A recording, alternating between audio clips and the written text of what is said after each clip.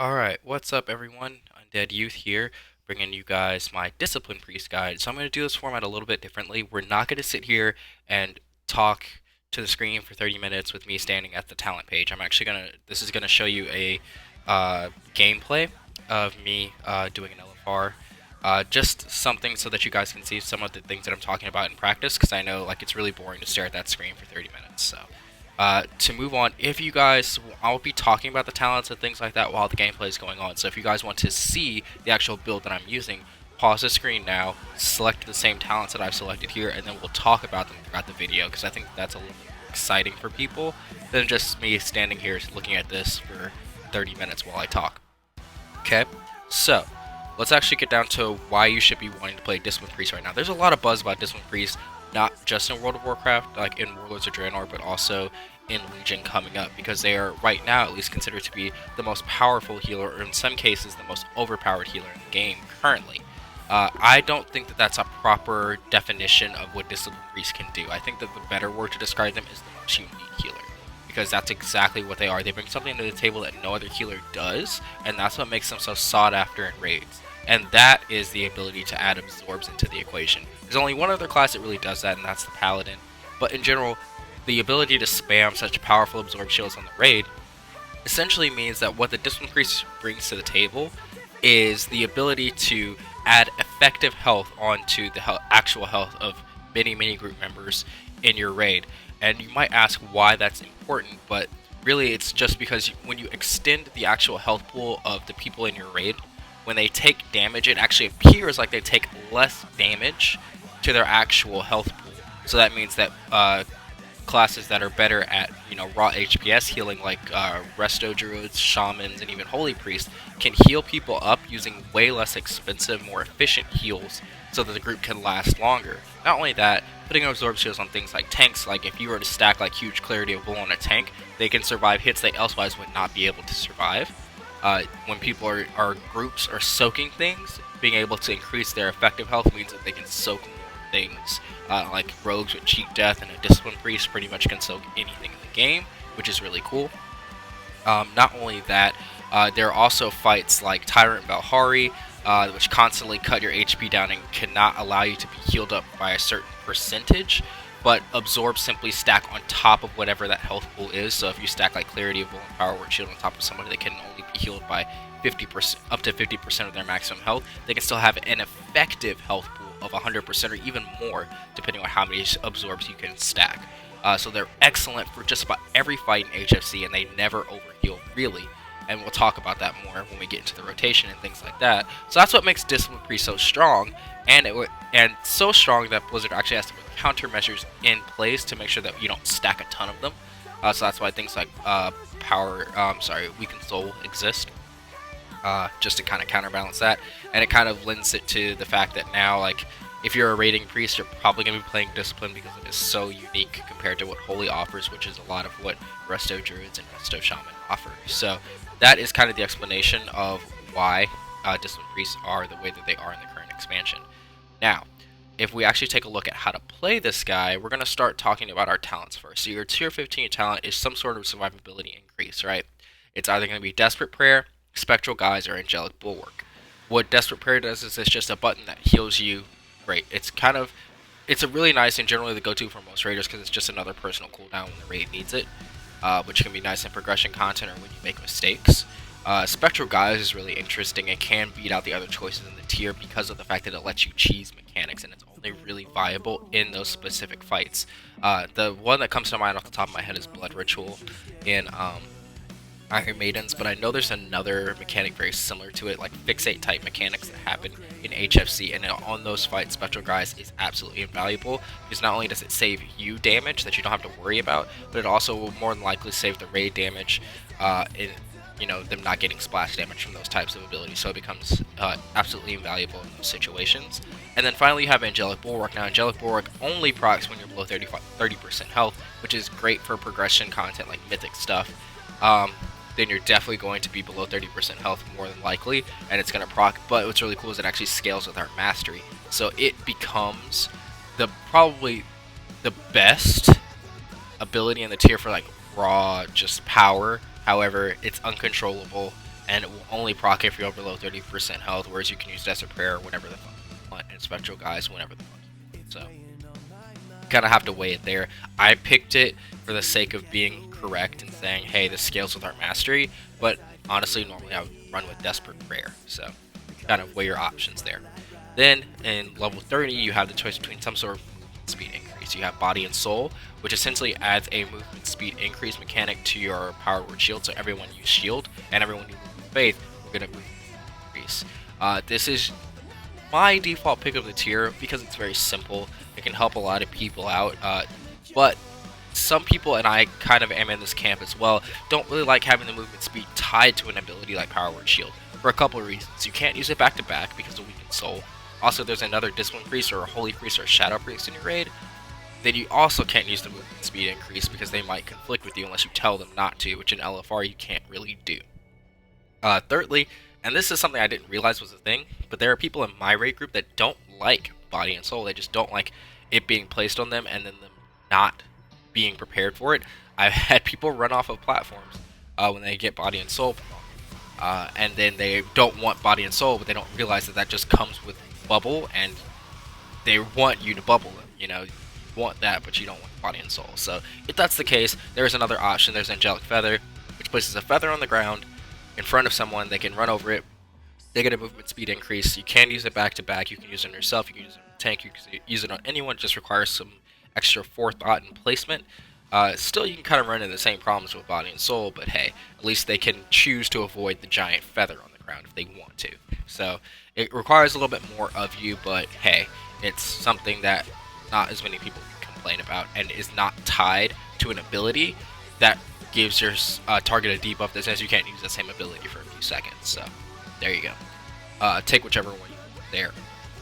Level 45 is where it gets interesting. You have some sort of a talent that either returns mana or lets you cast more spells for free. So you have Surge of Light, which every one of your healing spells has a chance to proc Surge of Light, which essentially gives you a free instant cast Flash Heal. And that stacks up 2 times, so you can hold 2 charges of it, which is really nice for healing people up. I will say that the reason why this is generally taken is really simply because we are not the HPS healers. We are not the heal you up when you're about to die kind of guys. That's not what we do. If I even had to choose between casting an instant cast Flash of Light or casting Power Word Shield on someone, I'd still rather cast Power Word Shield because it just does more for raid and does more for me than not. And that's kind of unfortunate. But though I will say that there are times in HFC where people just need to get healed up. Like I said, Befouled is one of those instances where people just need to get healed through healing absorb debuffs, and your absorbs don't do that. And in smaller raid groups where you don't have things like Shaman or Druids or things like that, your class stacking is a little bit wonky, then you might need to take this, and that's okay, but just know that in general, it's not really taken. Next you have Mindbender. Mindbender, I should preface this by saying, is probably the one that will require the least amount of change in your overall healing rotation or playstyle, because it's just a 1 minute cooldown that you just pop. The only thing that you really have to be aware of is the fact that you're going to get a huge influx of mana, so try as best you can not to overcap your mana when you're doing that, because you're just wasting the mana that's being generated. Also, I should say that basically what it does is it transforms your Shadow Fiend into Mindbender. You summon it, it attacks stuff, and then it gives you back mana every time it attacks. That being said, it scales really, really well with haste. Therefore, if you're using this as your off-spec and you're playing Shadow mostly, then you can actually benefit a lot from Mindbender as opposed to the other 2 choices in this tier, because you probably have a lot of haste on your gear passively anyway. So that's something really good to know. Then you have my pick of the tier, which is Power Word Solace. Now, Power Word Solace is amazing because it just does something that none of the other choices in this tier do, and that's give you what's called Evangelism. If you guys don't know what Evangelism is, anytime we use an offensive spell, Penance, Smite, or Holy Fire, which Power Word Solace replaces, so it counts, we actually gain a stack of Evangelism, which we can consume using our ability called Archangel, and then we get a healing bonus per stack of Evangelism that we have. So that's something we should be trying to do anyway, whether we take Solace or not, but Solace fits very well into that whole playstyle. What Solace does is it replaces our Holy Fire, we cast it on an enemy target, it places a dot on them that heals someone near them for some percentage of the damage. I think it's actually like 200%, I can't remember the number off the top of my head. It doesn't really matter though, because it's not a lot. but it also restores 2% of your maximum mana, and it's instant cast on a short cooldown. So this becomes your default real way of gaining evangelism stacks over the course of a fight while actually giving you mana back. So it's really just the best thing. You saw a pug running across the screen there. That is Ellie. Pug. Sorry. But yeah, so that's why I really like Solace. You can pretty much stack Evangelism and keep Archangel off cooldown with Evangelism and Penance going off cooldown. So that's really cool. And it just flows very nicely into our playstyle. So you'd be hard-pressed to pick the other two talents unless like one of those other very niche circumstances that I brought up applies, which I don't think it does most of the time. So then level 60 does not matter for healing whatsoever. Just skip it. You can pick whatever you want. Level 75 is another interesting tier. First, you have Twist of Fate. Twist of Fate, anytime you heal someone below, I think it's 35% of their maximum health, you will actually gain a buff to your healing and your damage, which is actually really substantial. When you're a Disc Priest, your damage and your healing go hand in hand. So it's really substantial. The only issue is that you don't always get that to proc very often. Especially in content where you don't really know what's going to happen. In progression content and mythic content, Twist of Fate has a really high uptime and you should consider it. However, when you're doing things like 5-mans, time walking, LFRs, you're not really sure if Twist of Fate is going to proc or not, or when and where, or how often it's going to proc, as opposed to the other talent in this tier. I will say though, like if you're doing high mall LFR, it's not going to proc, right? But if you're doing HFC LFR, again, there are so many mechanics that cut people's health down low. So if you cast a spell, you'll get Twist of Fate, which is awesome. So in those situations, and when you can count on getting Twist of Fate a lot throughout the fight, take it. Take it a lot. Then you have Power Infusion, which is my pick of the tier, which just gives you an additional haste buff for 20 seconds and reduces the mana cost of your spells for 20 seconds to offset the fact that you're casting a lot. This just means you can spam shield a lot more. It means that you can stack Evangelism a lot quicker because you can use things like Smite, which you don't really want to do, but they have a lower cast time. You can use things like Prayer of Healing, which have a huge place in the Discipline Priest arsenal very, very quickly, which basically just makes you a monster healer for 20 seconds. And I like that. It's very hard to say that anything's better than just being able to be more efficient for 20 seconds at both healing and mana regeneration. However, like I said, it really just comes down to, will you be able to ensure that you have a really high uptime on Twist of Fate in the encounter that you're doing? Then Twist of Fate's better.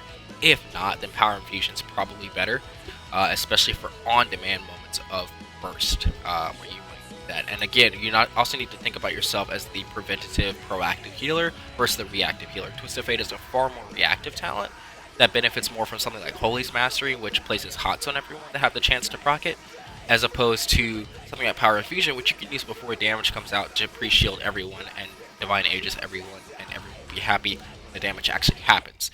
You could really say, and this is an overgeneralization, but you could say that if you're healing someone below 30% of their maximum health, then you kind of already fucked up if you're a Discipline.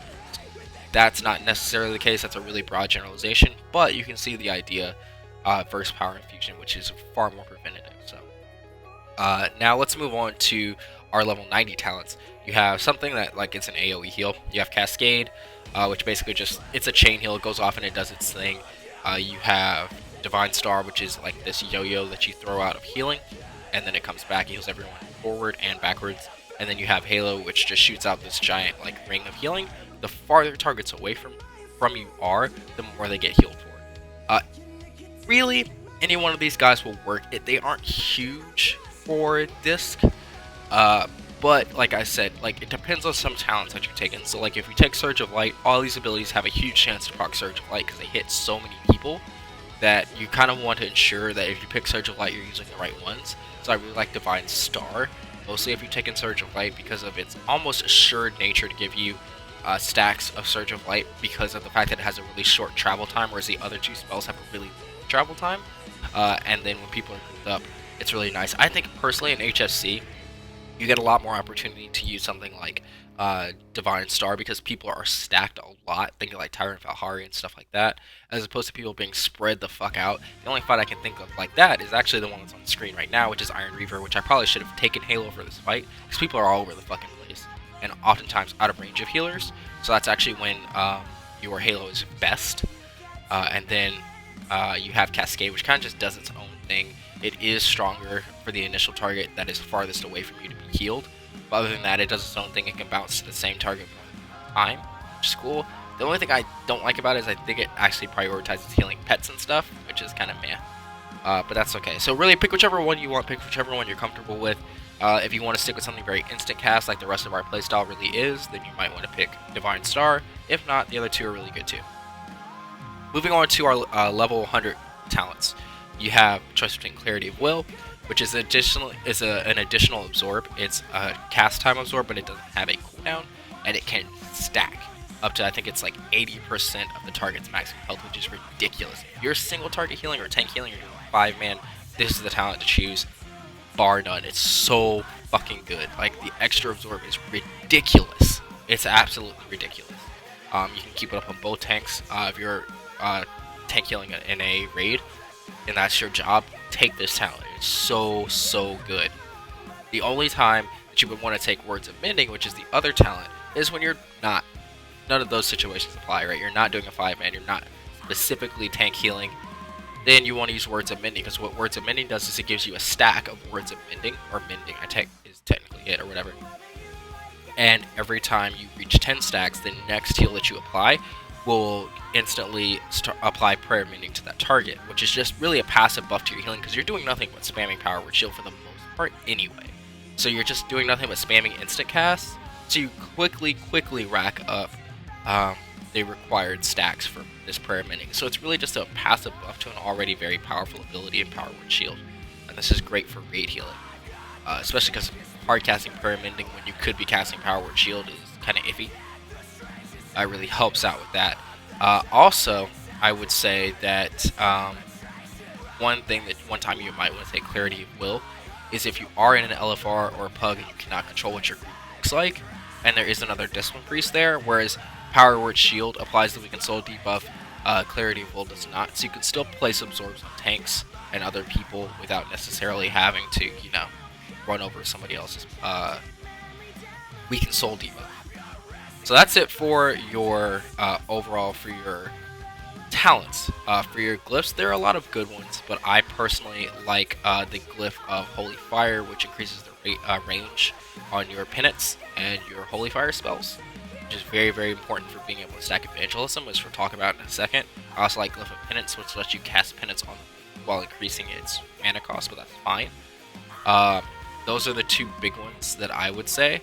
You can also use things like Glyph of Power Word Shield if you want to add a small heal component to your shield, but honestly your shields are powerful enough that they are. So you kind of can pick and choose what you want at that point on, but I really like those two for the functionality of the class and being able to stack Evangelism.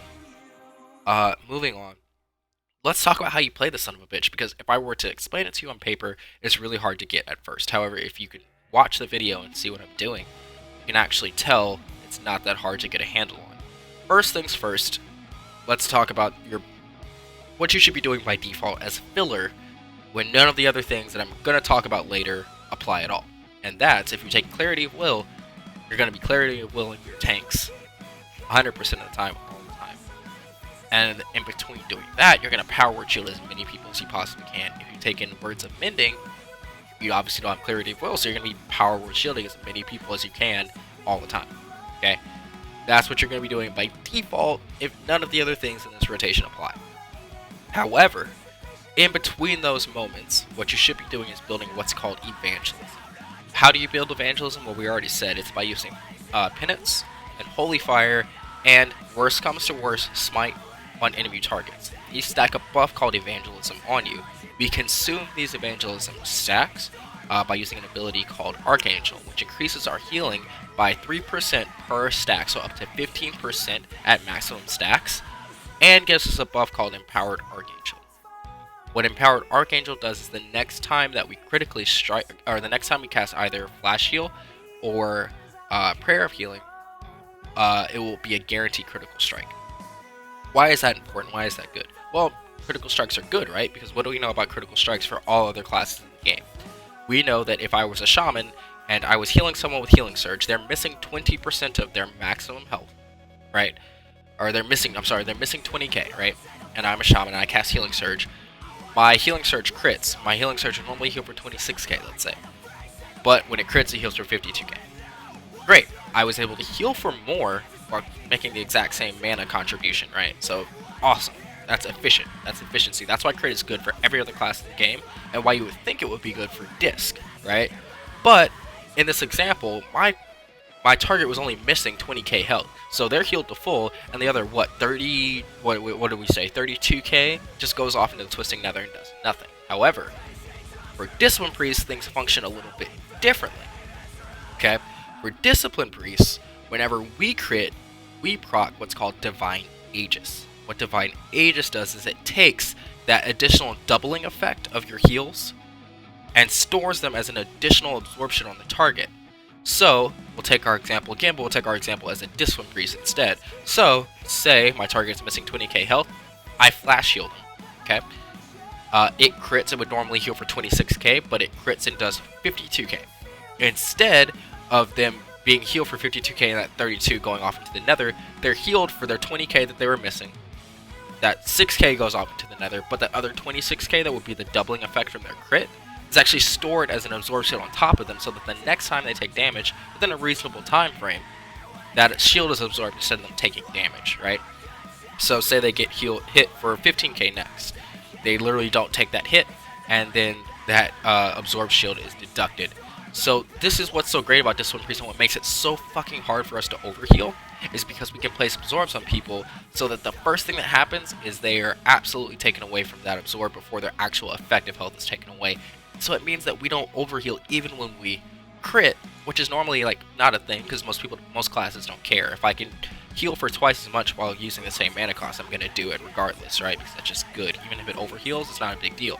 However, with this, you almost never have to worry about that, because your crit heals are stored on top of your target, waiting for them to take damage again. This is huge, because it means that not only are things like Flash Heal and Prayer of Healing reactive, and that they can heal big damage spikes for single and multi-targets, but they can also be proactive as well by stacking shields on an entire group of players. So if you have a group of players that need to go soak something like Infernal Slice on Gruul, bam, you can pre-shield them for that. They can take that Infernal Slice, and then you can heal them up again after that, or you can let other people heal them. So that's what's really powerful about this, and why mana is usually not an issue for us, because we can do a ton of healing without really worrying about overhealing, which is great. So, all that is to be said that you should be trying to build Evangelism stacks, and then pop Archangel to empower your abilities. So what your rotation for that's really going to look like is you're going to use your Power Word Solace on cooldown, then you're going to use Penance on cooldown on enemy targets, okay?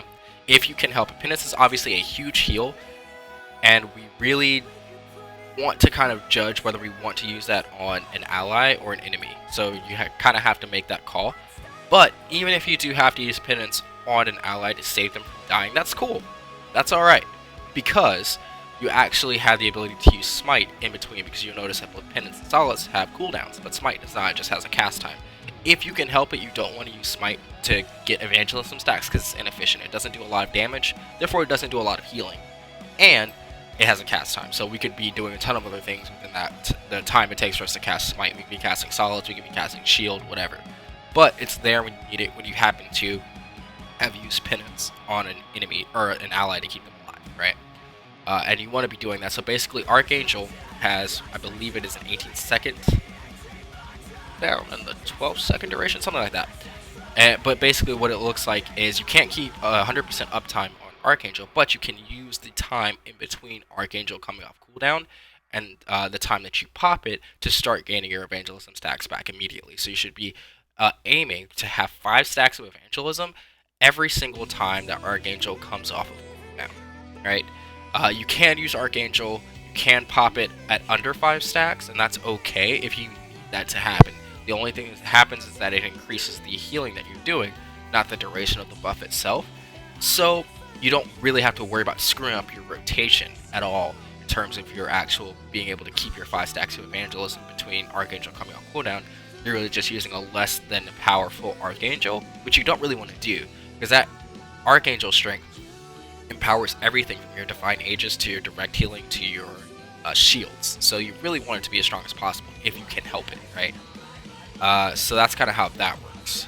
Other than that, like I said, in between, you're just going to try to keep your shields up on your targets, whether they be Clarity Evil or just Power Word Shield. Like I said, you can use penance, which is just this channel ability that we have to heal single targets for a lot, and it also can apply Divine Aegis. You can and will have to use Flash Heal here and there. Shut up, dog. Stop barking at my neighbors. You can and will use Flash Heal when you have to, because you don't have a lot of other direct healing means, especially if you're in a 5-man, get used to using Flash Heal. But again, even if it crits, you get shit stores. That's really cool. You can use Prayer of Mending on cooldown when you don't really have anything else to do, but you're expecting AoE damage. Just know that Prayer Mending is not that strong, but if you don't have anything else to do, why not? But almost always, casting Power Word Shield on like 2 people is going to be better than Prayer of Healing, right? In terms of Cascade, Cascade, Divine Star, or Halo, cast them on cooldown pretty much. But I will say this, they get infinitely better when cast when you're under the effects of Archangel, because they're increased by 15%. So if you can, hold off and try to make it line up with your Archangel cast, and you're going to have the best experience there. If you use Power Infusion, use it. You decide. You can use it to react to damage, but that's really not our strong suit. So if you can use it to do things like stack Evangelism stacks very quickly, even using Smite, you can use it to do things like shield a huge group of people, or to make it so that your cast time on things like Cascade and your cast time on things like Prayer of Healing and Prayer of Mending are reduced. So that's kind of what I would recommend doing.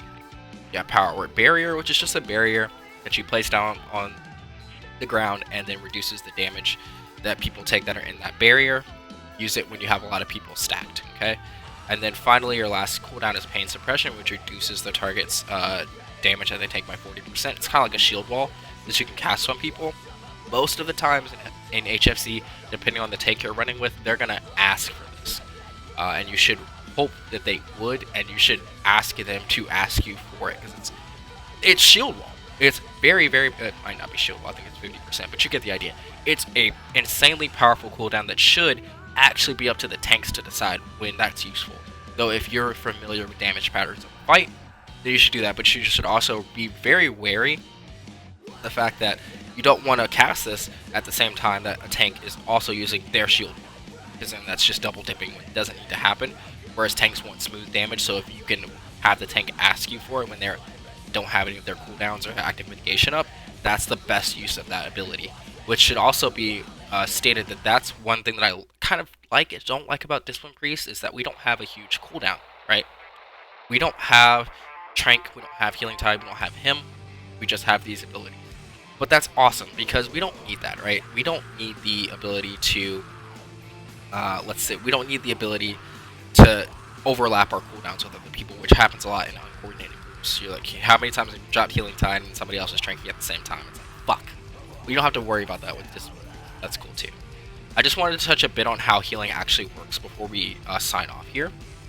Healing in any encounter works in a team environment. A lot of people seem to think because Discipline Priests are always at the top of the charts because their absorbs are counted as healing, they're the HPS masters and they're the best healers, but that's not true.